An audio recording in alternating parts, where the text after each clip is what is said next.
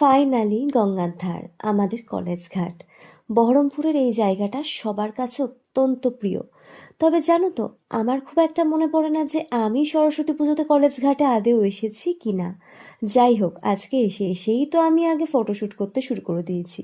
যদিও ফটো তুলে দেওয়ার মানুষটা আজকে সেরকমভাবে নেই, যেহেতু ওয়েডিংয়ের কাজ চলছে। যাই হোক, তা বলে কি ফটো তুলবো না? অবশ্যই তুলবো।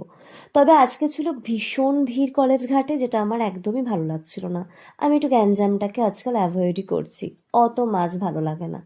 বাট যখন পছন্দের মানুষরা থাকে, একটা কমফর্ট জোনে তুমি থাকবে, অটোমেটিক্যালি সেই ভাইবসটা তোমার ভালো লাগবে, সে তুমি যেখানেই থাকো। আর গার্গী ছিল, সংযুক্তা ছিল, তো সবটাই আমার ভালোই লাগছিল। নীলু এসেছিল, ওর সাথেও দেখা হলো। এখন ওরা যাচ্ছে নন্দনে, ওরা আমাকে বারবারই বলেছিল যাওয়ার জন্য, বাট আমি স্কিপ করলাম। তার কারণ আমার আবার ওয়েডিং ইনভিটেশন আছে সন্ধ্যাবেলায়, যেহেতু যেতে হবে, আর বাইরের খাওয়াটা আমি একটু রেস্ট্রিকশনেই রাখছি। দ্যাটস ওয়াই আমি গেলাম না, আমরা এখানেই থাকলাম। আর এই যে অগ্নিভোগ বলে ভাইটাকে দেখছো, ও কিন্তু ইন্ডিয়াতে এখন থাকে না। ভীষণ মিষ্টি কিউট একটা ভাই, আর এত সভ্য ভদ্র, এত সোবার একটা পার্সোনালিটি। ওর সাথে আমার আজকে ফার্স্ট পরিচয়, আমার মনেই হলো না, গার্গীর সোর্সেই পরিচয় হলো, গার্গীর ছোটোবেলার বন্ধু। আর গার্গী ছিল বলে তো আমার বিটিএস মানে এত এত ও নিয়েছে, কিছু ওকে বলারই নেই। এনিওয়েজ, আমরা সবাই মিলে অনেকটা আনন্দ করেছি আর প্রচুর ছবি তুলেছি।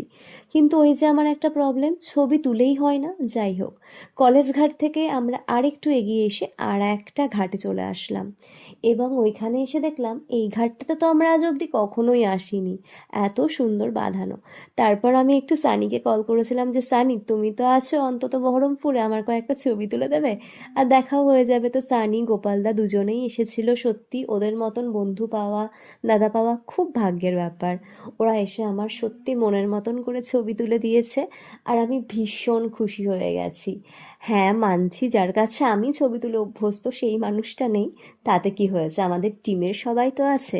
এই রকম একটা টিমের পার্ট হতে পেরে না, সত্যি আমি খুব লাকি আর ব্লেসড মনে করি। কি সুন্দর ওরা এলো, ওরা ওয়েডিংয়ের কাজ করছিল, তারপরেও আমার একটা ফোন কলে ওরা আসলো আমার জন্য শুধুমাত্র। একটু আমি খুশি হলাম, ছবি তুললাম, এইটুকুই। তারপর তো বাড়ি এসে লাঞ্চ করলাম। আর হ্যাঁ, গার্গীরাও চলে গেছিলো, সংযুক্তাও বাড়ি চলে এসেছিল। দেন লাঞ্চ করার পর আমি একটু ক্লাবে গেছিলাম, বারবার করে আমাকে যেতে বলেছিল একটু মাকে দর্শন করব বলে। আর এসে দেখছি, ও মাই গড, এতটা কিউট সরস্বতী আমাদের পাড়ার ক্লাবেও হয়েছে। দেন ওখানে তো কেউ ছাড়বেই না আমাকে, আমি জাস্ট একটা মিষ্টি খেয়েছি, বিশ্বাস করো, কারণ লাঞ্চ তো আমি বাড়িতেই করে নিয়েছি। এইভাবেই আমার সরস্বতী পুজোর সকালটা কাটলো, একটু ডিফারেন্ট, এই লাস্ট ক বছরের তুলনায় স্টিল খুব ভালো।